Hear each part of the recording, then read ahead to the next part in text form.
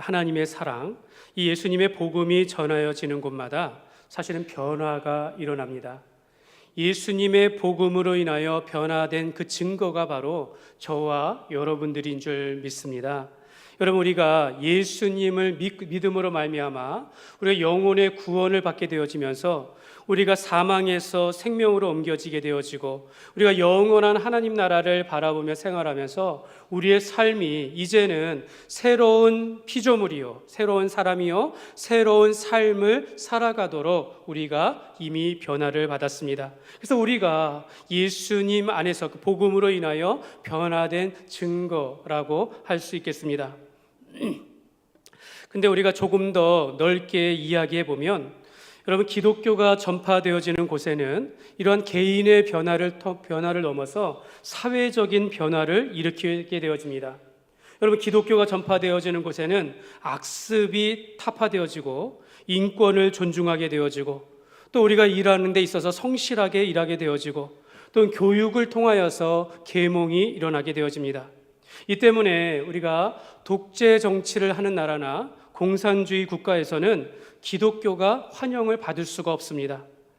여러분, 우리나라의 역사 속 초기에 그 140여 년 전에 선교사들, 우리 조선 말의 선교사들에 의해서 이 땅 가운데 복음이 증거되어지고 하나님의 사랑이 증거되어질 때에 이 선교사님들은 제일 먼저 가난하고 또 무식하고 노비나 여자나 소외된 계층에게 복음이 전파되게 하였습니다.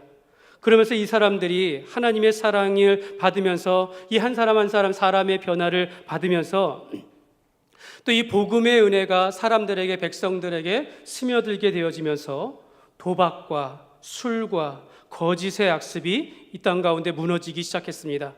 또한 양반과 노비라는 그런 신분제도가 무너지게 되었고, 남녀노소 차별 없이 누구나 하나님의 말씀을, 성경을 가까이 하는, 증거하는 가운데 이 무지했던 백성들은 글을 배우게 되어지며 글을 깨우치게 되어지고, 또 학교 교육을 받게 되어지는 가운데 우리가 하나님의 말씀들을 알게 되어지는 것입니다. 하나님은 남자와 여자를 하나님의 형상대로 지으시면서 남자와 여자를 존재론적으로 또 인격적으로 동등한 존재로 우리가 창조하셨음을 우리가 깨닫게 되어지면서 모든 사고와 생활 방식이 이 땅 가운데 변화를 받게 되었습니다.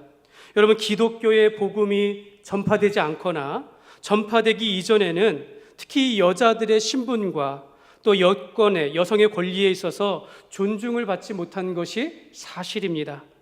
그러나 예수님께서는 이 땅에 오셔서 당시 사회적으로 차별받고 있었던 여성들을 찾아가서 복음을 전파하셨습니다. 또한 예수님께서는 가난한 자들에게 복음을 전하셨고, 또한 병든 자에게 찾아가서 기도해 주시며 치유하여 주셨고, 또한 율법 가운데 이방인들과의 접촉이나 결혼을 금지하던 그런 시대에 예수님께서는 이방인들을 찾아가서 특히 로마의 백부장을 찾아가 그의 딸의 병을 고쳐주시기도 했다라는 것입니다. 예수님께서는 이 땅에 오셔서 의인을 찾으신 것이 아니라 죄인을 찾아가셨고, 어른들로부터 정말로 이렇게 낮게 취급받았던 어린아이를 예수님께서는 품에 안으시면서 축복하여 주셨습니다. 예수님께서는 이 땅 가운데서 천국 복음을 전파하시면서 우리에게 이 복음이다라는 것은, 예수의 복음은 지역과 사람과 인종을 가리지 않는다는 그런 본을 보여주셨습니다.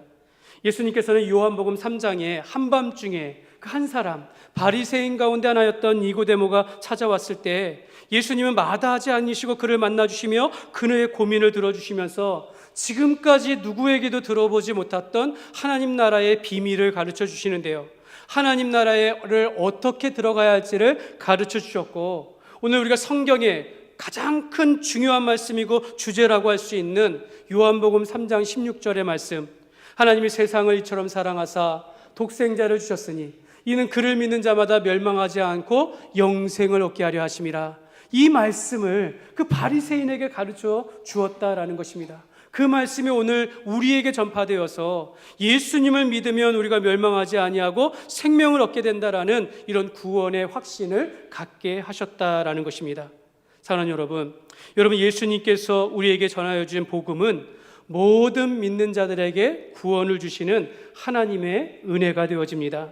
로마서 1장 16절에 보면 내가 복음을 부끄러워하지 아니하노니 이 복음은 모든 믿는 자에게 구원을 주시는 하나님의 능력이 됨이라. 먼저는 유대인에게요 그리고 헬라인에게로다.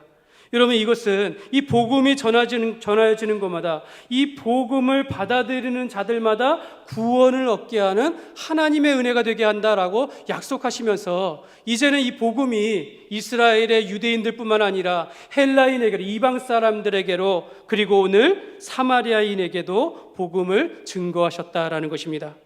오늘 우리는 이 니고데모 한 사람 이후에 또 한 명의 이름 없는 무명의 여인을 구원하시기 위하여 예수님께서 갈릴리에서 사마리아에까지 약 4시간에서 5시간에 걸리는 이 거리를 걸어가시면서, 뜨거운 햇볕 아래 걸어가시면서 유대인들이 거부하는 사마리아 수가라는 마을을 찾으셨습니다. 여러분, 복음이 미치지 않을 곳은 아무것도 없습니다. 예수님께서 가시는 곳, 그곳에서 복음의 능력이 나타나게 되어집니다. 여러분, 복음의 원천은 하나님의 사랑이고 예수님의 십자가입니다. 여러분, 복음은 의인이 아니라 죄인을 찾아간다라는 것입니다. 오늘 우리가 복음을 가지고, 하나님의 사랑을 가지고 누구에게 찾아갈 것인가, 우리가 어떻게 이 복음을 전파할 것인가를 우리가 살펴보기를 원합니다. 오늘 이 시간에 예수님께서 사마리아 수가선 이 한 여인을 만나시고 그 여인에게 예수님의 그 변화된 모습 속에서 오늘 우리도 복음을 어떻게 전파돼야 하는지를 우리가 다 같이 살펴보기를 원합니다. 첫 번째로, 여러분, 복음은 사람을 가리지 않습니다. 여러분, 우리는 복음을 전함에 있어서 사람을 가리지 말고 전해야 합니다. 여러분, 농부가 씨를 뿌릴 때 우리가 물론 좋은 밭에 뿌리기를 원하지만 때로는 길가도 돌짝밭도 가시밭에도 뿌려질 수 있는 것입니다. 그곳에 준비되지 않았지만 그 가운데서도 뿌리를 내리고 자라고 열매를 맺을 수 있는 것처럼, 여러분, 우리가 이 말씀의 씨, 복음의 씨를 뿌릴 때에는 사람을 가리는 것이 아니다라는 것입니다. 모든 사람에게, 만나는 사람들에게 복음을 전해야 한다라는 것입니다.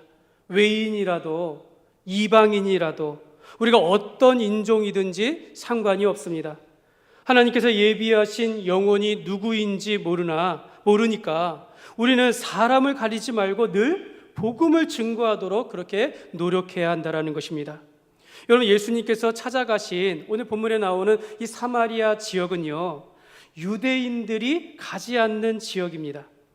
여러분, 유대인들은 이 사마리아 지역에 있는 사람들과 왕래하지 않았는데요, 여러분, 같은 핏줄인데 유대인들과 사마리아인들이 서로 분리되어지면서 살아간 것은 이 이스라엘의 역사 가운데 남북으로 나뉘어지고 이 북이스라엘이 아수르에 의하여서 멸망당할 때 BC 722년경에 아수르에서 이스라엘 백성이, 북이스라엘이 하나님 앞에 우상 숭배와 타락으로 인하여 하나님 앞에 심판을 받아 멸망당할 때, 그때 그 아수르가 이 이스라엘을 치면서 이방 나라의 사람들을 이 사마리아 지방으로 강제 이주시켰어요.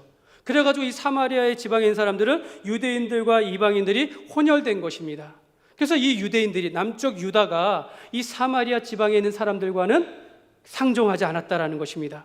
그래서 유대인의 랍비 엘르아살은 이렇게 말합니다.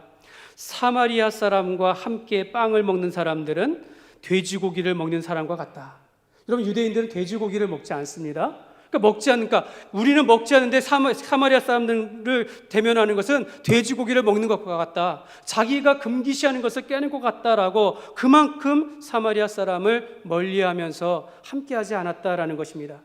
그래서 이 유대인들은 이스라엘의 나라를 보면 남쪽에 유대 지방이 있고 가운데 사마리아 지방이 있고 북쪽에 갈릴리 지방이 있는데, 이 유다에서 저 북쪽 갈릴리로 가는 길을 직선으로 가면 약 3일 길이 걸리는데, 이제는 이 사마리아 지방을 가지 않으니까 요단강 건너편 동쪽으로 돌아서 가서 무려 3, 4일을 더 걸려서 7일 길이 걸렸다라는 것입니다. 근데 그렇게 다녔다라는 것입니다. 그만큼 사람들은 서로 왕래하지 아니하는 멀리하였다라는 것입니다. 이러한 역사가 몇백 년간 지속되어 왔다라는 것이죠. 그런데 예수님께서는 이 오랜 기간 이어져 온 사람들은 서로 가리고 차별하고 왕래하지 아니하는 이 사마리아 지역을 예수님께서는 가리지 아니하고 방문하셨습니다. 4절에 보면 사마리아를 통과하여야 하겠는지라. 예수님은 의도적으로 사마리아를 방문하셨다라는 것입니다. 그러나 이것이 오랜 기간 걸쳐진 어떤 지역 감정을 없애기 위해서 또는 사람 간의 차별을 없애기 위한 인권에 관한 사역이 아니라 예수님은 이 사마리아 지역을 찾은 것은요, 그곳에서도 하나님의 사랑을 받아서 예수 그리스도의 복음을 듣고 구원해야 할 그 한 사람을 만나기 위해서 그곳을 찾아가셨다라는 것입니다. 여러분, 우리도 한 사람의 영혼을 구원하기 위하여 한 사람을 찾아가 예수님을 증거하기 위해서 사람들이 가지 않는 곳도 우리가 갈 줄 알아야 하는 것이죠. 남들이 만나지 않는 사람들도 우리가 만날 수 있어야 하는 것입니다. 여러분, 우리나라가 아픔의 역사를 가지고 있습니다. 일제강점기의 36년의 역사를 가지고 있기 때문에 대부분의 사람들, 또 이것이 정치적으로 이용하다 보니까 일본 사람들을 우리가 미워하고 적대하는 마음들, 대부분의 사람들을 가지고 있지만, 여러분, 기독교가 전파되어지고 하나님의 사랑을 받은 자라는 그곳에도 하나님의 사랑이 증거되어지고 하나님의 복음이, 예수 그리스도의 복음이 증거되어야 한다는 것입니다. 저도 일본 사람들에 대한 어려서부터 철저한 역사 공부를 하였기 때문에 일본 사람들에 대한 왠지 모르는 거부감이 있었어요. 그런데 대학교 때 일본으로 단기 선교를 가면서 그곳에서 복음을 전하고 이 일본이라는 나라를 위하여 기도하며 일본 사람들을 대면하면서 그 마음이 사라졌습니다. 우리도 일본 사람을 사랑하고 그곳에서도 하나님의 사랑을 증거해야 하는 나라구나 라는 것을 깨닫게 되었죠. 여러분, 우리가 북한의 공산주의 정권은 무너지도록 우리가 기도하겠지만, 그러나 그 가운데 있는 주민들에게는 그리스도의 사랑과 복음이 증거되어져야 한다는 것입니다. 아무리 위험한 곳이라 할지라도, 낯선 곳이라 할지라도 우리는 복음을 붙들고 의도적으로 가서 복음을 증거해야 한다는 것입니다. 여러분, 예수님이 만난 이 여인은 어떤 사람입니까? 여러분, 17절과 18절 말씀에 보면 여자가 대답하여 이르되 나는 남편이 없나이다. 예수께서 이르시되 내가 남편이 없다는 말이 옳도다. 너에게 남편 5이 있었고 지금 있는 자도 내 남편이 아니니 내 말이 참되도다. 이 여인은요, 몇 번의 결혼의 실패를 경험한 아픔이 있는 여인이었습니다. 이것으로 인하여서 지금도 살고 있는 남자인데 참 남자인지 남편인지를 모르면서 살아가고 있는 거예요. 이로 인하여서 다른 사람들과의 관계가 깨져버렸어요. 이미 고립된 그런 삶을 살아가는 이 여인이었다라는 것입니다. 이 여인은 삶을 아는 사람들은 아마도 이 사람을 비방하고 비난하고 마음의 가십거리가 되는 그런 상태의 여인이었다라는 것입니다. 그런데 예수님께서는 이 여인을 만나신 것입니다. 사랑하는 여러분, 이 여인의 모습이 사실은 우리의 모습이었습니다. 성경은 본래 그리스도인들을 향하여서 우리를 향해서 너희가 본래 그리스도 밖에 있었고 약속에 있어서는 외인이며 세상에서도 소망이 없고 하나님도 없는 존재였다라고 말합니다. 그러니까 여러분, 우리가 예전에는 예수님을 알기 전에는 일반 사람들과 다를 것이 없는, 이 여인과 다를 것이 없는 이런 존재였는데, 그러나 예수님은 이런 사람을 가리지 아니하고 오히려 만나 주셨습니다. 아무 소망이 없는 이 여인이었는데 이 여인은 예수님을 만나서 새롭게 변화를 받아서 새로운 삶을 살게 되었습니다. 여러분, 예수님을 증거하는 것은요, 사람을 차별하거나 가리지 않습니다. 여러분, 예수 그리스도의 복음은요, 사람을 가리지 않습니다. 나는, 어떤 사람이 그러죠. 복음을 전하는데 나는 그냥 죄인으로 살래. 나 내버려둬. 나는 지옥에 가든 내가 심판을 받든 내버려둬라 라고 한다라고 할지라도, 여러분, 우리가 그 사람 말 인정해주면서 내버려두면 안 된다라는 것이에요.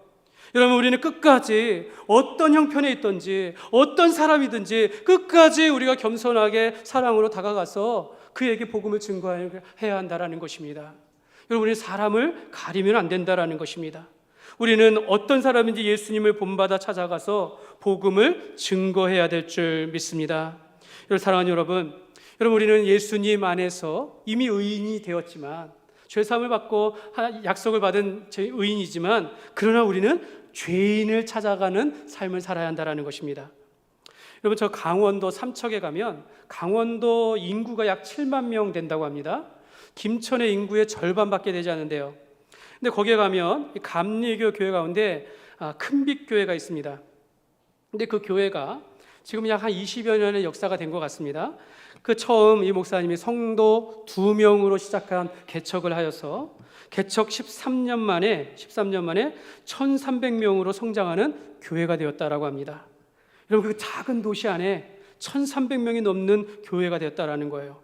그리고 그 교회 목사님 곁에서 약 10년 넘게 함께하였던 한 집사님은 말하기를, 우리 목사님은 항상 겸손하시고 섬김의 본이 되신다라고 칭찬을 마르지 않습니다. 저는요, 그 교회의 규모가 물론 부러울 수도 있어요. 또 목사님의 탁월한 목회 리더십을 본받아야 한다라는 마음도 들기도 하지만, 제가 그 교회를 소개하는 것은요, 여러분, 그 교회에 논의해볼 것은요, 그 교회는요 불신자가 찾아오는 교회다라는 것입니다. 불신자도 칭찬하는 교회로 소문이 난 교회다라는 것입니다.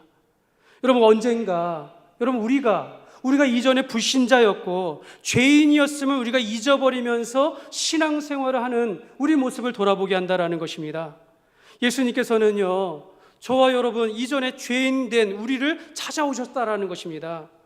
만약 예수님께서 내가 사는 마을에 나를 찾아오시지 않으면 오늘 우리가 여기 있지 않은 것입니다. 예수님께서 인천 서구 원당 517번지, 제 고향입니다. 지금 그 번지수가 없어졌어요. 그 고향에 예수님께서 나를 찾아오시지 않았다면 오늘 제가 여기에 있지 않은 것입니다. 그때 그 깡촌에서 정말 시골 마을에 5살에 런닝구 바람으로 뛰놀던 그 아이에게 예수님께서 찾아오시고 교회로 인도하시고 오늘의 나가 있기까지 하나님께서 함께 하셨기 때문에, 오늘 그 봄이 사람을 가리지 아니하고 나를 찾아오셨기 때문에 오늘 내가 하나님의 자녀가 된 줄 믿습니다. 사랑하는 여러분, 우리가 죄인을 찾아가고 여러분 남들이 가지 아니하는 벽지와 오지를 찾아갈 만큼 우리가 사람을 가리지 말고 복음을 들고 가야 하는 것입니다.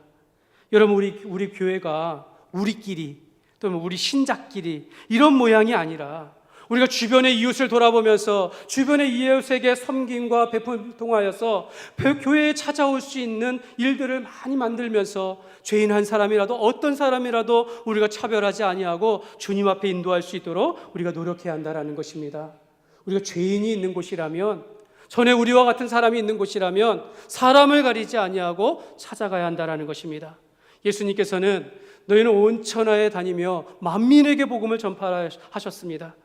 예수님께서 의도적으로 사마리아 지역을 찾아가서 아무 소망이 없는 여인을 만나 복음을 전한 것처럼 오늘 우리도 때로는 의도적으로 주변의 이웃들에게 다가가는 노력이 필요합니다. 여러분, 복음은 사람을 가리지 않습니다. 모든 믿는 자에게 구원을 주시는 이 하나님의 사랑인 것을, 그래서 이 복음이 가는 곳마다 능력이 나타남을 믿고 우리가 죄인을 찾아가 복음을 증거하는 삶이 되시기를 주님의 이름으로 축복합니다. 두 번째로, 복음은 때를 가리지 않습니다. 예수님의 최종 목적지는요, 이 사마리아 지방이 아니었습니다. 예수님은 유대에서 사마리아를 거쳐 갈릴리로 가시는 것이 목적이었습니다. 예수님은 유대 땅에서 갈릴리로 가는 과정 가운데 일어날 수 있는 개연성, 어떤 뜻하지 않는 일들에 대하여 염두하셨다라는 겁니다. 준비하셨다라는 겁니다. 물론 예수님께서 사마리아 지역을 의도적으로 가셨어요. 그러나 예수님은 그러한 때와 시기와 관계없이 주님께서는 주님의 일들을 하신다라는 것입니다. 여러분, 최종 목적지는 갈릴리이나 그 사이에 일어날 수 있는 여러 가지 상황 속에서 그의 관심은 복음이고 하나님의 나라요 한 영혼을 구원하는 일이었습니다. 예수님에게 사마리아에게서 예수님에게 이 물깃는 여인이 이렇게 우연히 만났다고는 할 수 없겠지만, 그러나 이 여인이 다가왔을 때 예수님은 이것을 그냥 지나치지 않았다라는 것입니다. 여러분, 예수님께서 이 여인을 오실 것을 알고 대비하고 앉아 계셨을까요? 여러분, 대부분의 사람들이 그런 의도를 가지고 사람을 만납니까? 그렇지 않습니다. 대부분의 만남은 우연이 될 수도 있고 또 뜻하지 않은 일들 가운데 만날 수 있는 그 때와 시기를 가리지 아니하고 우리에게 사람들이 다가온다라는 것입니다. 그러니까 이 사마리아 여인이 예수님께서 앉아 계신 예수님의 삶의 영역에 들어오니까 예수님이 이 때를 놓치지 아니하고 이 여인에게 예수님의 그 복음을 증거하셨다라는 것입니다.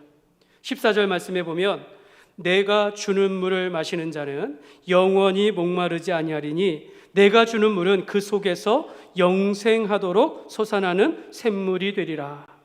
예수님은 이 여인을 만나면서 이미 준비된 말씀을 전하는 거예요. 나는 내가 이 물에 대하여 너는 목마르겠지만 내가 내게 주는 물은 목마르지 아니하느니 하면서 영생하도록 솟아나는 샘물이라 하면서 그것이 바로 예수님이시고 예수님의 복음에 대하여 말씀하고 있다는 것입니다. 예수님은 어떠한 시기가 되든지 어떤 사람을 만나든지 복음을 증거할 준비가 되어 있었다라는 것입니다. 여러분, 복음이 때와 시기를 가리지 않는다라는 것은 복음을 전할 수 있는 준비가 되어 있어야 한다는 것입니다. 여러분, 예수님이 누구든지, 그러니까 사람을 차별하지 아니하고 어느 때든지 어떤 상황에서도 우리가 줄 수 있는 준비된 복음의 메시지를 우리가 가지고 있어야 한다는 것입니다. 여러분, 무엇이 준비되어야 할까요? 사람은 죄인입니다. 내가 예전에 죄였습니다. 그러나 죄로 인해 죽을 수밖에 없는데 예수님께서 나를 위하여 십자가에 못 박혀 죽으심으로 내가 예수 믿고 구원받았습니다. 예수 믿으면 이 땅에서 행복하고 하나님 나라에 들어간다라고 약속하셨습니다. 이러한 복음의 메시지를 우리가 가지고 있어야 한다는 것이죠. 여러분, 우리가 준비되지 못하면 아무리 많은 사람들이 내게 다가와도 지나칠 수밖에 없는 것입니다. 여러분, 무엇보다도요, 내가 예수 믿는 것에 대한 확신들, 영생에 대한 확신을 가지고 있어야 합니다. 예수님이 이 물 깃는 여인에게 그에게 물과 연관하여 참된 생수의 물, 영생하도록 솟아나는 샘물을 여인에게 증거하셨습니다. 여러분, 이렇게 볼 때 여러분, 우리가 우리 삶의 영역 가운데서 만나는 사람들을요, 우리가 우연으로 생각하면 안 된다라는 거죠. 하나님께서 내게 보내주신 사람이다라고 우리가 생각해야 합니다. 마태복음 10장 29절에 보면 참새 2마리가 한 아사리온에 팔리지 않느냐, 그러나 너희 아버지께서 허락하지 아니하시면 그 하나도 땅에 떨어지지 아니하리라. 너희에게는 머리털까지 다 세신 바 되었나니 두려워 말라. 너희는 많은 참새보다 귀하니라. 하나님께서는 참새를 비교하여 너희 한 사람, 우리 한 사람을 머리카락 세신 바와 같이 우리에게 관심을 두시고 지켜주시고 함께 하신다라는 약속이에요. 그러나 이 말씀을 보면 하나님께서는 이 작은 참새도 하나님이 허락하셔야만 떨어진다라는 것입니다. 하물며 주의 자녀들의 삶 속에서 주님께서 함께 하시고 내 삶의 영역 속에서 만나는 모든 사람들, 지나치는 사람조차도 결코 우연이 아니라 하나님의 허락하신 그러한 상황이다라고 우리가 봐야 한다라는 것입니다. 사랑하는 여러분, 우리는 매일 반복되는 일을 하기 쉽습니다. 혹시 우리가 매일 같이 일하고 또 매일 보는 사람들, 그렇지 않습니까? 매일 그렇게 얘기해요. 그런데 그런 사람들 가운데 지금까지도 단 한 번도 복음을 듣지 못했고 교회에 대해서 소개받은 적이 없는 그런 사람 어찌 있지 않습니까? 여러분, 그러면 그 사람은 우리 책임 아닌가요? 여러분, 내가 늘 만나는 사람들 가운데, 내 가족 가운데, 내 친인척 가운데, 내가 늘 만나는 동일단 반복된 삶 속에서 늘 만나는 사람인데 이 사람은 단 한 번도 예수님에 대하여 들어보지 못했어요. 이 사람은 단 한 번도 교회 가라고 누구에게 소개를 받지 못했어요. 그럼 그 우리 책임 아닙니까? 내 삶의 영역 속에서 만나는 사람들, 여러분, 우리가 그런 사람들에게 우리가 예수님을 들어본 적이 없다면 우리가 그 책임은 나에게 있다라고 생각하면서 우리가 살아갔으면 좋겠습니다. 또한 우리가 매일 반복이 아니고 평소와는 다른 뜻하지 않은 상황 속에서 사람들을 만날 수가 있어요. 여러분, 우리가 이번 주는 우리가 추석 한가위 명절을 보내게 되어집니다. 여러분이 고향이 다 여기 계신 분들도 있고 또 우리 고향을 따라서 가시는 분들도 있어요. 이때 우리가 평소에 만나지 못했던 우리 가족들, 친인척들, 또 친구들을 만날 수 있어요. 여러분, 우리가 이렇게 이렇게 뜻하지 않은 상황 가운데 우리가 1년에 한 번, 두 번 새롭게 만나는 이런 상황 가운데 만나는 사람들도 사실 우리가 이 기회를 얻어야 한다는 것입니다. 때와 시기를 우리가 가리지 아니하고 예수님의 그 사랑을 증거할 수 있는 준비를 가지고 있어야 한다는 것입니다. 그래서 우리가 말에 실수하지 아니하고 행동에 실수하지 않는 거예요. 우리가 말과 행동으로 복음을 가리우면 안 된다는 것입니다. 오히려 우리가 더 착한 행실과 선한 삶을 통하여서 마음의 착함을 가지고 그 사람들에게 다가가게 하셔서 때가 되면, 기회가 된다면 그들에게도 내가 믿는 예수님을 소개하며 가까운 교회로 인도할 수 있는 이런 삶이 되어야 한다는 것입니다. 여러분, 우리가 이 땅에서 삶을 살아가면서 나만 행복한 것이 전부가 아니라 나를 통하여 내가 받은 이 행복을 다른 사람에게도 증거할 수 있었으면 좋겠습니다. 마치 제자들이 예수님에게 가르침을 잘 받고 나서 예수님이 두세 사람을 짝을 지어서 내보냈어요. 각 마을로 가가지고 만나는 사람들에게 복음을 주면서 찾아오는 거야. 예수님, 내가 우리가 갔더니 정말 귀신이 떠나가고 병든 자가 나음을 입었습니다 하면서 막 벌어지는 일들에 대하여 기뻐하면서 감사하면서 서로 나누었다라는 겁니다. 여러분, 우리가 뜻하지 않은 일들 가운데 우리가 흩어져면서 살아갈 때, 우리가 다시 모였을 때 우리가 나누어 할 것이 무엇입니까? 우리가 흩어져서 새로운 사람 만났을 때 그 가운데 복음의 역사가 일어났습니다, 예수님을 증거하였습니다 라고 하면서 우리 삶의 간증이 되는 삶이 되었으면 좋겠습니다. 사랑하는 여러분, 우리의 삶의 영역에서 만나는 사람들이 우연히 만나는 것이 아니라 하나님께서 준비하신 때인 거고 우리를 예비하신 사람이라는 것을 우리가 생각을 갖고 우리가 그러한 때에 복음을 증거할 수 있도록 준비되어야겠습니다. 그러므로 여러분, 복음은요, 시간을 가리지 않습니다. 여러분, 우리의 삶의 영역 속에 있는 사람들이라면 언제든지 우리가 준비된 가운데 예수님의 사랑을 증거하는 삶이 되시기를 주님의 이름으로 축복합니다. 세 번째로, 마지막으로, 복음은 처지를 가리지 않습니다. 복음은요, 개인의 상황과 개인의 처지를 가리지 않습니다. 여러분, 예수님께서 이 사마리아 땅의 수가라는 마을에 와서 여러분 우물 곁에 앉으셨어요. 왜 앉으셨을까요? 지금 너무 피곤한 겁니다. 예수님이 목이 말랐기 때문입니다. 어떤 사람은 예수님은 하나님이시니까 목마르지도 않은데 이 여인이 찾아올 때까지 기다리고 계셨습니다 라고 생각할 수 있겠지만 그렇지 않습니다. 예수님은 참 사람이시오 참 하나님이시기 때문에 지금 그 새벽부터 지금 사마리아까지 4-5시간을 그 험한 길을 걸어오셨다라는 거예요. 너무 지금 피곤한 상황이에요. 너무 목마릅니다. 제자들에게는 양식을 구하러 지금 보냈습니다. 혼자 지금 걸터 앉아서 잠시 그 피곤을 풀기 위하여 앉아있는 그런 상황이다라는 것입니다. 그때 이 물깃는 여인이 등장한 것입니다. 여러분, 현재 오는 여정 가운데 예수님이 지쳐있고 배고프고 목마른 상태에서 예수님께서 여인에게 물을 좀 달라라고 했을 땐 예수님이 정말 목마른 거예요. 지금 정말 목마른 거예요. 그 지친 상황 가운데 있는 것입니다. 자, 예수님께서 지금 이 목마름을 해결하며 지친 상황을 해결할 것이냐, 아니면 나에게 찾아온 이 여인에게 복음을 증거할 것이냐, 여러분 어느 것을 먼저 해야겠습니까?